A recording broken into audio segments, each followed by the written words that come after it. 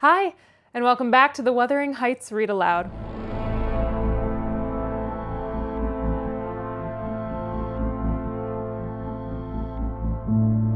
Last week, we met our narrator, Mr. Lockwood, as well as Mr. Heathcliff. Mr. Lockwood is renting Thrushcross Grange. It's kind of hard to say. Thrushcross Grange from Mr. Heathcliff. And Mr. Lockwood visited Heathcliff at his main house 2 separate times last week when we were reading. First time, he was attacked by dogs.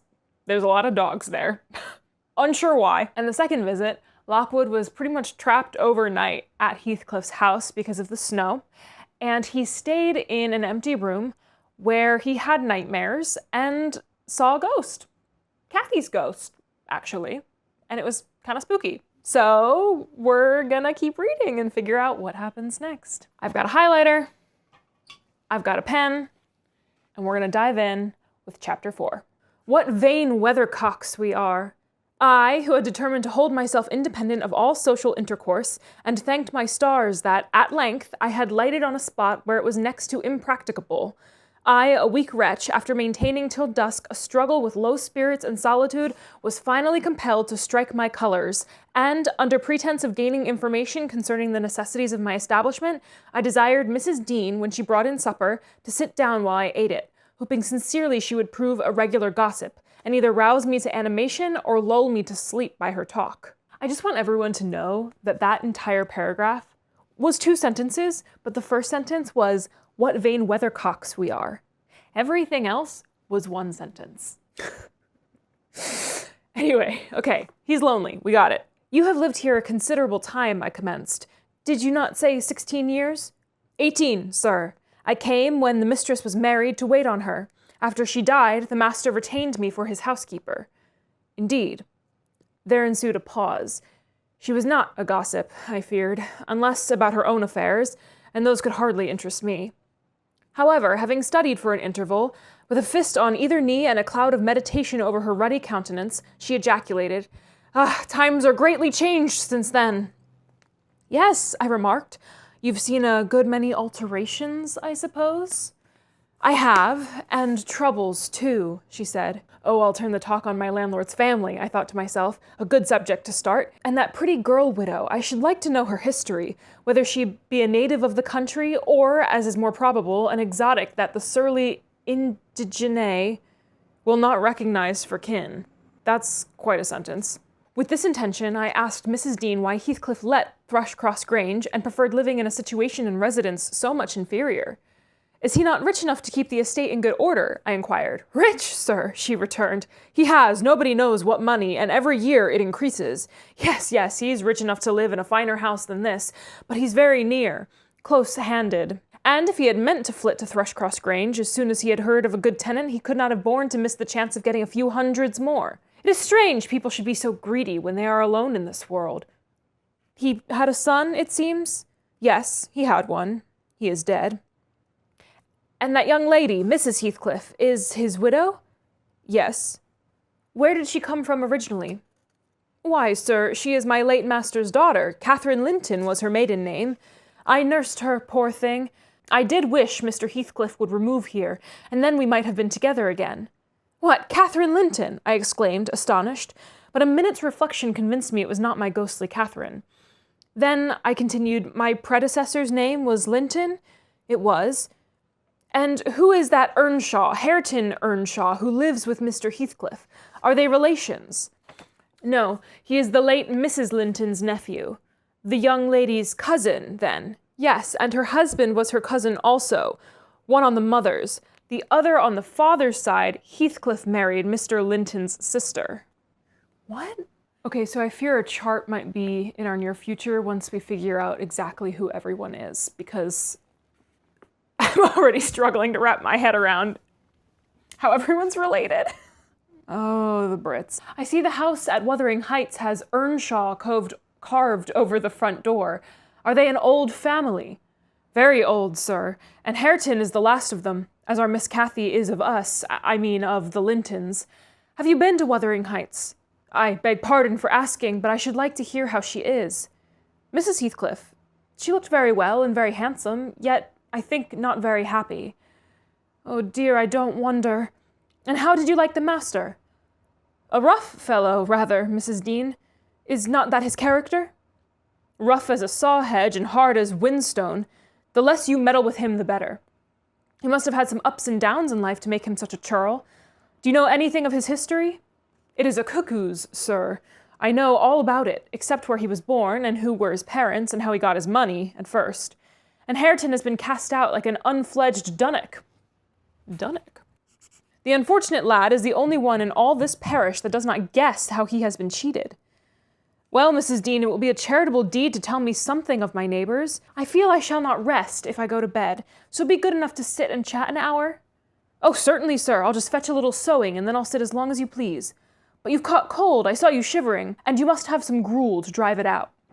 The worthy woman bustled off, and I crouched nearer the fire. My head felt hot, and the rest of me chill. Moreover, I was excited, almost to a pitch of foolishness, through my nerves and brain. This caused me to feel not uncomfortable, but rather fearful, as I am still, of serious effects from the incidents of today and yesterday. She returned presently, bringing a smoking basin and a basket of work, and, having placed the former on the hob, drew in her seat, evidently pleased to find me so companionable. Before I came to live here, she commenced, waiting no further invitation to her story, I was almost always at Wuthering Heights, because my mother had nursed Mr. Hindley Earnshaw, that was Hareton's father, and I got used to playing with the children. I ran errands, too, and helped to make hay, and hung about the farm, ready for anything that anybody would set me to. One fine summer morning, it was the beginning of harvest, I remember, Mr. Earnshaw, the old master, came downstairs, dressed for a journey, and after he had told Joseph what was to be done during the day, he turned to Hindley and Cathy and me, for I sat eating porridge with them, and he said, speaking to his son, Now, my bonny man, I'm going to Liverpool today. What shall I bring you? You may choose what you like, only let it be little, for I shall walk there and back, 60 miles each way. That is a long spell. Hindley named a fiddle, and then he asked Miss Cathy. She was hardly 6 years old, but she could ride any horse in the stable, and she chose a whip. He did not forget me, for he had a kind heart, though he was rather severe sometimes. He promised to bring me a pocketful of apples and pears, and then he kissed his children good-bye and set off. It seemed a long while to us all, the 3 days of his absence, and often did little Cathy ask when he would be home. Mrs. Earnshaw expected him by supper-time on the 3rd evening, and she put the meal off hour after hour. There were no signs of his coming, however, and at last the children got tired of running down to the gate to look. Then it grew dark. She would have had them to bed, but they begged sadly to be allowed to stay up, and just about 11 o'clock the door latch was raised quietly, and in stepped the master. He threw himself into a chair, laughing and groaning, and bid them all to stand off, for he was nearly killed. He would not have such another walk for the 3 kingdoms. And at the end of it, to be flighted to death, he said, opening his greatcoat, which he held bundled up in his arms. See here, wife, I was never so beaten with anything in my life, but you must even take it as a gift from God, though it's as dark almost as if it came from the devil. We crowded round, and over Miss Cathy's head I had a peep at a dirty, ragged, black-haired child, big enough both to walk and talk.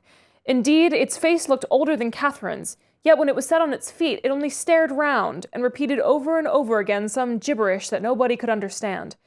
I was frightened, and Mrs. Earnshaw was ready to fling it out of doors. She did fly up, asking how he could fashion to bring that Roma brat into the house, when they had their own bairns? I'm assuming that means, like, children. Their own bairns to feed and fend for. What he meant to do with it, and whither he were mad? The master tried to explain the matter, but he was really half dead with fatigue, and all that I could make out amongst her scolding was a tale of his seeing it starving and houseless, and as good as dumb in the streets of Liverpool, where he picked it up and inquired for its owner. Not a soul knew to whom it belonged, he said, and his money and time being both limited, he thought it better to take it home with him at once than run into vain expenses, because he was determined he would not leave it as he found it. Okay, referring to a child as it is really stressing me out. I hope that stops soon. Well, the conclusion was that my mistress grumbled herself calm, and Mr. Earnshaw told me to wash it and give it clean things and let it sleep with the children. Hindley and Cathy contented themselves with looking and listening till peace was restored. Then both began searching their father's pockets for the presents he had promised them.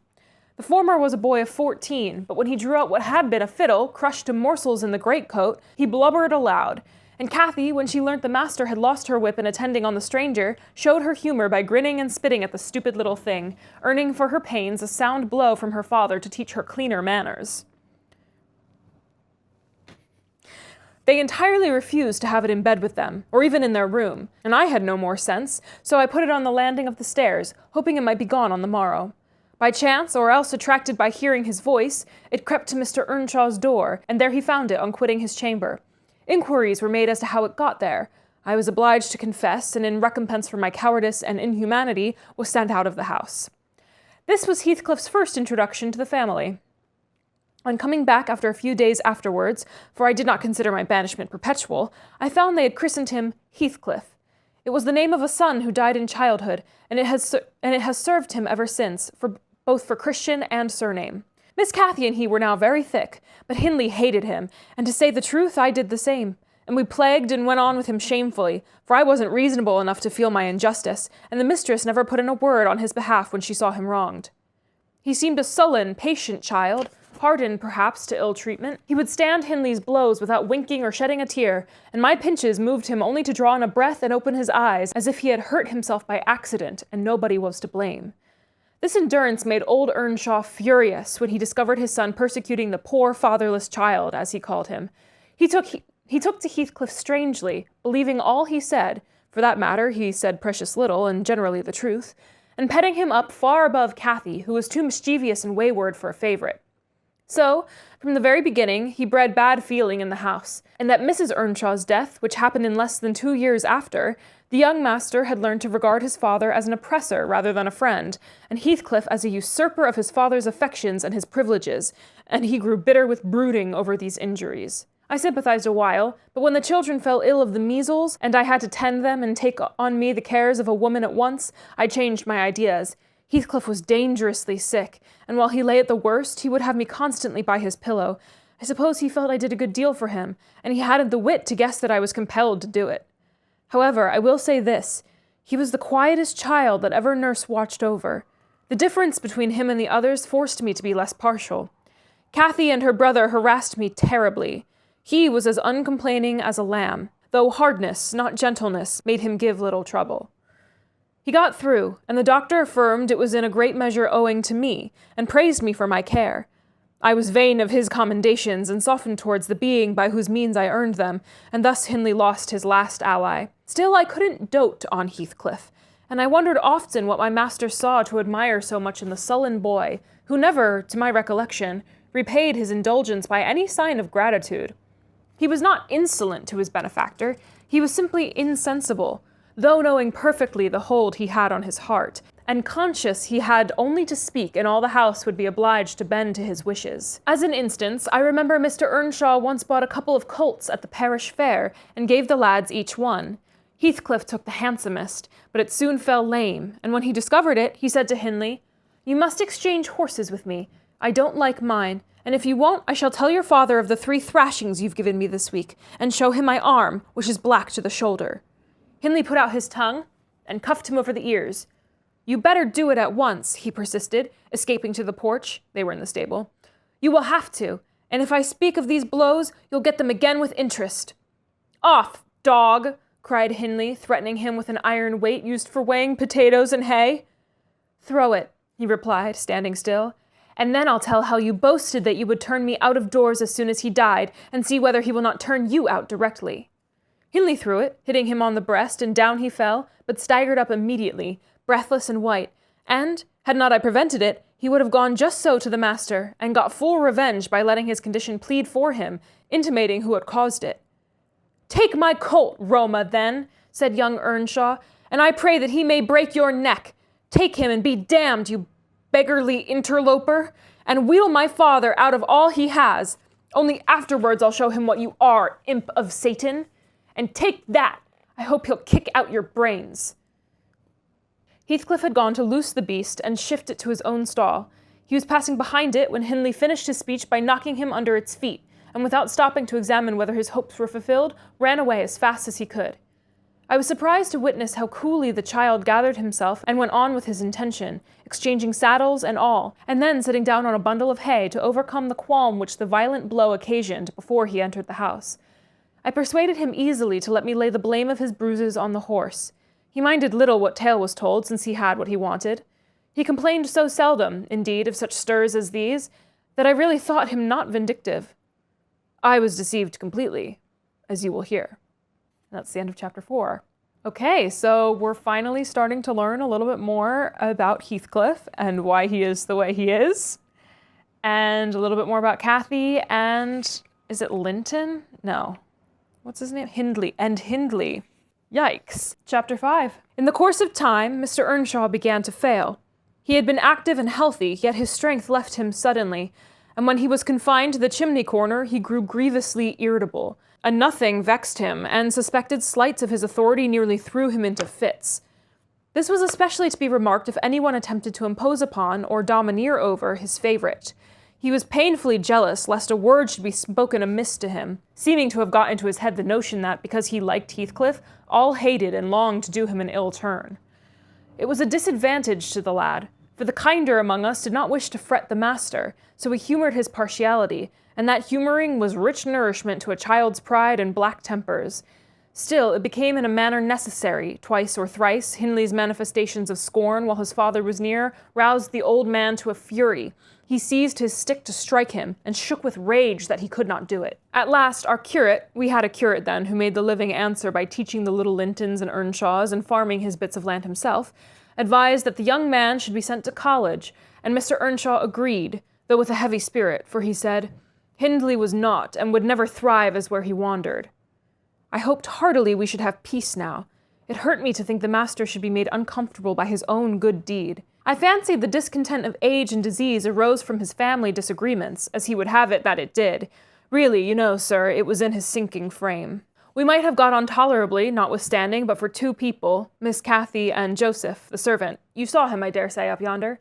He was, and is yet, most likely, the wearisomest self-righteous Pharisee that ever ransacked a Bible to rake the promises to himself and fling the curses on his neighbors. That's an amazing sentence. By his knack of sermonizing and pious discoursing, he contrived to make a great impression on Mr. Earnshaw, and the more feeble the master became, the more influence he gained. He was relentless in worrying him about his soul's concerns and about ruling his children rigidly. He encouraged him to regard Hindley as a reprobate. Reprobate? And night after night he regularly grumbled out a long string of tales against Heathcliff and Catherine, always minding to flatter Earnshaw's weakness by heaping the heaviest blame on the last. Certainly, she had ways with her such as I never saw a child take up before, and she put all of us past our patience 50 times and oftener in a day. From the hour she came downstairs till the hour she went to bed, we had not a minute's security that she wouldn't be in mischief. Her spirits were always at high water mark, her tongue always going, singing, laughing, and plaguing everybody who would not do the same. A wild, wicked slip she was. But she had the bonniest eye, and sweetest smile, and lightest foot in the parish. And, after all, I believe she meant no harm, for when once she made you cry in good earnest, it seldom happened that she would not keep you company, and oblige you to be quiet that you might comfort her. She was much too fond of Heathcliff. The greatest punishment we could invent for her was to keep her separate from him, yet she got chided more than any of us on his account. In play, she liked exceedingly to act the little mistress, using her hands freely and commanding her companions. She did so to me, but I would not bear slapping and ordering, so I let her know. Now, Mr. Earnshaw did not understand jokes from his children. He had always been strict and grave with them, and Catherine, on her part, had no idea why her father should be crosser and less patient in his ailing condition than he was in his prime. His peevish reproofs wakened in her a naughty delight to provoke him. She was never so happy as when we were all scolding her at once, and she defying us with her bold, saucy look and her ready words, turning Joseph's religious curses into ridicule, baiting me, and doing just what her father hated most, showing how her pretended insolence, which he thought real, had more power over Heathcliff than his kindness, how the boy would do her bidding in anything, and his only when it suited his own inclination. After behaving as badly as possible all day, she sometimes came fondling to make it up at night. Nay, Cathy, the old man would say, I cannot love thee. Thou art worse than thy brother. Go, say thy prayers, child, and ask God's pardon. I doubt thy mother and I must rue that we ever reared thee. That made her cry, at first, and then, being repulsed continually, hardened her, and she laughed if I told her to say she was sorry for her faults and begged to be forgiven. But the hour came at last that ended Mr. Earnshaw's troubles on earth. He died quietly in his chair one October evening, seated by the fireside. A high wind blustered round the house and roared in the chimney. It sounded wild and stormy, yet it was not cold, and we were all together. I, a little removed from the hearth, busy at my knitting, and Joseph reading his Bible near the table, for the servants generally sat in the house then, after their work was done. Miss Cathy had been sick, and that made her still. She leaned against her father's knee, and Heathcliff was lying on the floor with his head in her lap. I remember the master, before he fell into a doze, stroking her bonny hair. It pleased him rarely to see her gentle, and saying, "Why canst thou not always be a good lass, Cathy?" And she turned her face up to his, and laughed, and answered, "Why cannot you always be a good man, father?" Wow. But as soon as she saw him vexed again, she kissed his hand, and said she would sing him to sleep. She began singing very low, till his fingers dropped from hers, and his head sank on his breast. Then I told her to hush, and not stir, for fear she would wake him. We all kept as mute as mice a full half-hour, and should have done longer, only Joseph, having finished his chapter, got up and said that he must rouse the master for prayers and bed. He stepped forward and called him by name and touched his shoulder, but he would not move, so he took the candle and looked at him. I thought there was something wrong as he set down the light, and seizing the children each by an arm, whispered them to frame upstairs and make little din. They might pray alone that evening. He had something to do. "I shall bid father good night first," said Catherine, putting her arms round his neck before we could hinder her. The poor thing discovered her loss directly. She screamed out, "Oh, he's dead! Heathcliff, he's dead!" And they both set up a heartbreaking cry. I joined my wail to theirs, loud and bitter, but Joseph asked what we could be thinking of to roar in that way over a saint in heaven. He told me to put on my cloak and run to Gimmerton for the doctor and the parson. I could not guess the use that either would be of then. However, I went, through wind and rain, and brought one, the doctor, back with me. The other said he would come in the morning. Leaving Joseph to explain matters, I ran to the children's room. Their door was ajar. I saw they had never laid down, though it was past midnight, but they were calmer and did not need me to console them. The little souls were comforting each other with better thoughts than I could have hit on. No parson in the world ever pictured heaven so beautifully as they did in their innocent talk. And, while I sobbed and listened, I could not help wishing we were all there safe together. And that's the end of chapter 5, a short little chapter. Chapter 6. Mr. Hindley came home to the funeral, and, a thing that amazed us and set the neighbors gossiping right and left, he brought a wife with him. What she was and where she was born he never informed us. Probably she had neither money nor name to recommend her, or he would scarcely have kept the union from his father. She was not one that would have disturbed the house much on her own account. Every object she saw the moment she crossed the threshold appeared to delight her, and every circumstance that took place about her, except the preparing for the burial and the presence of the mourners. I thought she was half silly from her behavior while that went on. She ran into her chamber and made me come with her, though I should have been dressing the children, and there she sat shivering and clasping her hands and asking repeatedly, "Are they gone yet?"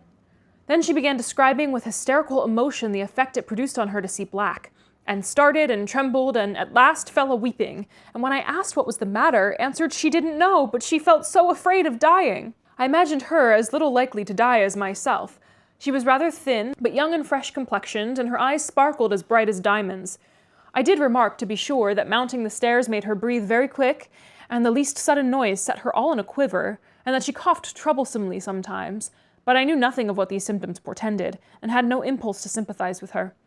We don't in general take to foreigners here, Mr. Lockwood, unless they take to us first. Young Earnshaw was altered considerably in the 3 years of his absence. He had grown sparer, and lost his color, and spoke and dressed quite differently, and on the very day of his return, he told Joseph and me we must thenceforth quarter ourselves in the back kitchen, and leave the house for him. Indeed, he would have carpeted and papered a small spare room for the parlor, but his wife expressed such pleasure at the white floor and huge glowing fireplace, at the pewter dishes and the delft case and dog kennel, and the wide space there was to move about in where they usually sat, that he thought it unnecessary to her comfort, and so dropped the intention.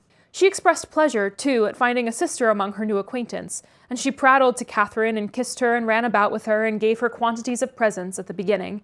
Her affection tired very soon, however, and when she grew peevish, Hindley became tyrannical. A few words from her, evincing a dislike to Heathcliff, were enough to rouse in him all his old hatred of the boy. He drove him from their company to the servants, deprived him of the instructions of the curate, and insisted that he should labor out of doors instead, compelling him to do so as hard as any other lad on the farm. He bore his degradation pretty well at first, because Cathy taught him what she learnt, and worked or played with him in the fields. They both promised fair to grow up as rude as savages, the young master being entirely negligent how they behaved and what they did, so they kept clear of him. He would not even have seen after their going to church on Sundays. Only Joseph and the curate reprimanded his carelessness when they absented themselves, and that reminded him to order Heathcliff a flogging and Catherine a fast from dinner or supper.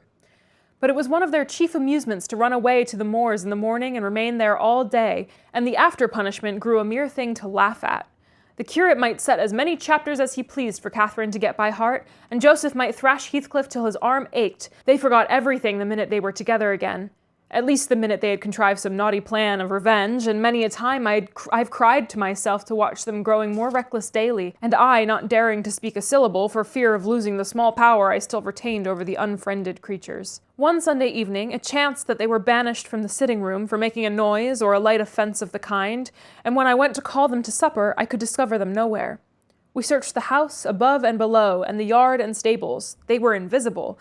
And at last, Hindley in a passion told us to bolt the doors, and swore nobody should let them in that night.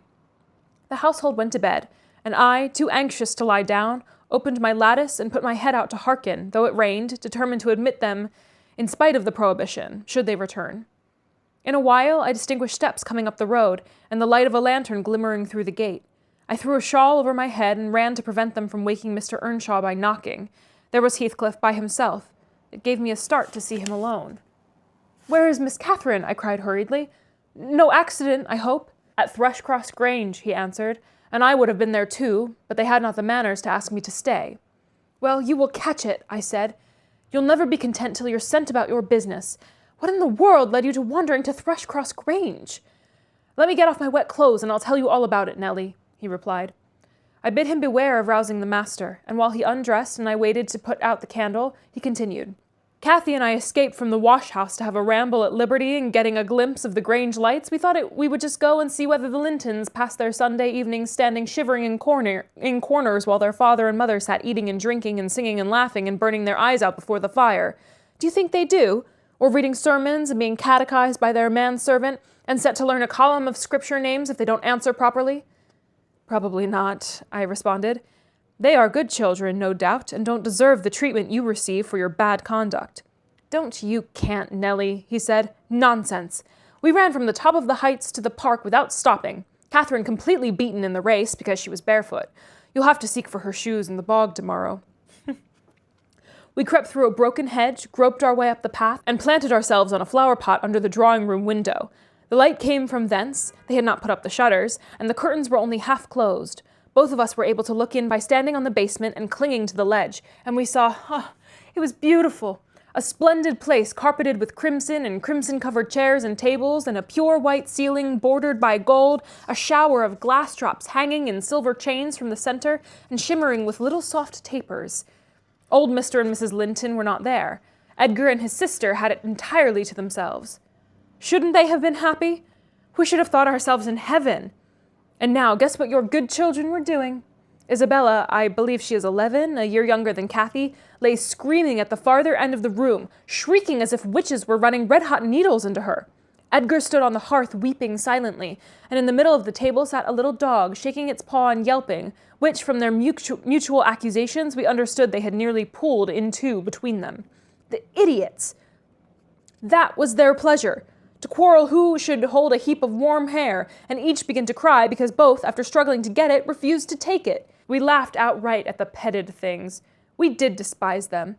When would you catch me wishing to have what Catherine wanted? Or find us by ourselves, seeking entertainment in yelling and sobbing and rolling on the ground, divided by the whole room? I'd not exchange for 1,000 lives my condition here for Edgar Linton's at Thrushcross Grange. Not if I might have the privilege of flinging Joseph off the highest gable and painting the house front with Hindley's blood. "Hush, hush," I interrupted. "Still you have not told me, Heathcliff, how Catherine is left behind." "I told you we laughed," he answered. "The Lintons heard us, and with one accord they shot like arrows to the door. There was silence, and then a cry, 'Oh, Mama, Mama! Oh, Papa! Oh, Mama, come here! Oh, Papa, oh!' They really did howl out something in that way. We made frightful noises to terrify them still more, and then we dropped off the ledge because somebody was drawing the bars, and we felt like we had better flee. I had Cathy by the hand and was urging her on, when all at once she fell down. 'Run, Heathcliff, run!' she whispered. 'They have let the bulldog loose, and he holds me.' The devil had seized her ankle, Nelly. I heard his abominable snorting. She did not yell out. No, she would have scorned to do it if she had been spitted on the horns of a mad cow. I did, though. I vociferated, ooh, that's a word.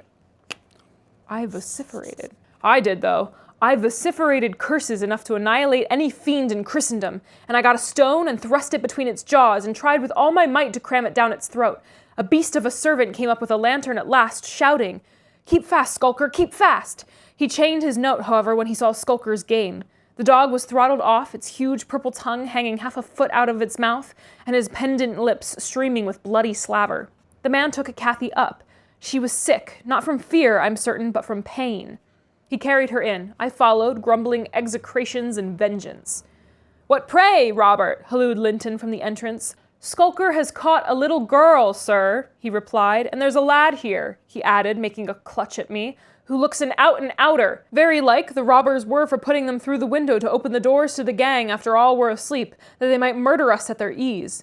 Hold your tongue, you foul-mouthed thief, you! You shall go to the gallows for this. Mr. Linton, sir, don't lay by your gun." "No, no, Robert," said the old fool. "The rascals knew that yesterday was my rent day. They thought to have me cleverly. Come in, I'll furnish them a reception. There, John, fasten the chain. Give Skulker some water, Jenny. To beard a magistrate in his stronghold, and on the Sabbath, too! Where will their insolence stop? Oh, my dear Mary, look here, don't be afraid, it is but a boy." Yet the villain scowls so plainly at his face, would it not be a kindness to the country to hang him at once before he shows his nature in acts as well as features? He pulled me under the chandelier, and Mrs. Linton placed her spectacles on her nose and raised her hands in horror. The cowardly children crept nearer, also Isabella lisping, "Frightful thing! Put him in the cellar, Papa. He's exactly like the son of the fortune-teller that stole my tame pheasant. Isn't he, Edgar?" While they examined me, Cathy came round. She heard the last speech and laughed. Edgar Linton, after an inquisitive stare, collected sufficient wit to recognize her. "They see us at church, you know, though we seldom meet them elsewhere." "That's Miss Earnshaw," he whispered to his mother. "And look how Skulker has bitten her, how her foot bleeds." "Miss Earnshaw? Nonsense," cried the dame. "Miss Earnshaw scouring the county with such a Roma? And yet, my dear, the child is in mourning. Surely it is, and she may be lamed for life." "What culpable carelessness in her brother!" exclaimed Mr. Linton, turning from me to Catherine. "I've understood from Shielders," that was the curate, sir, "that he lets her grow up in absolute heathenism. But who is this? Where did she pick up this companion?" "Oh ho, I declare he is that strange acquisition my late neighbor made in his journey to Liverpool, a little Lascar, or an American or Spanish castaway." "A wicked boy, at all events," remarked the old lady, "and quite unfit for a decent house. Did you notice his language, Linton? I'm shocked that my children should have heard it." I recommenced cursing. "Don't be angry, Nelly." Okay, so we're a story within a story right now. So Nelly, who is talking to Mr. Lockwood in like the present day, is the one telling the story, and she is hearing this story from Heathcliff back in the day.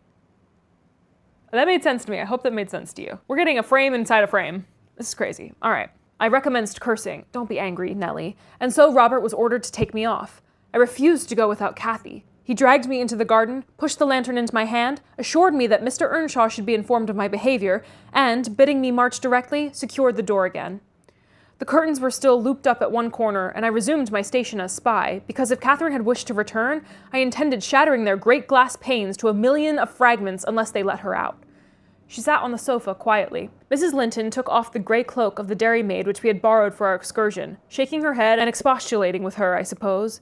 She was a young lady, and they made a distinction between her treatment and mine. Then the woman-servant brought a basin of warm water and washed her feet, and Mr. Linton mixed a tumbler of negus, and Isabella emptied a plateful of cakes into her lap, and Edgar stood gaping at a distance. Afterwards they dried and combed her beautiful hair, and gave her a pair of enormous slippers, and wheeled her to the fire, and I left her as merry as she could be, dividing her food between the little dog and Skulker, whose nose she pinched as she ate, and kindling a spark of spirit in the vacant blue eyes of the Lintons, a dim reflection from her own enchanting face. I saw they were full of stupid admiration. She is so immeasurably superior to them, to everybody on earth. Is she not, Nelly? "There will more come of this business than you reckon on," I answered, covering him up and extinguishing the light.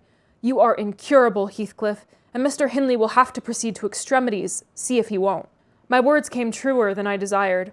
The luckless adventure made Earnshaw furious. And then Mr. Linton, to mend matters, paid us a visit himself on the morrow, and read the young master such a lecture on the road he guided his family that he was stirred to look about him in earnest.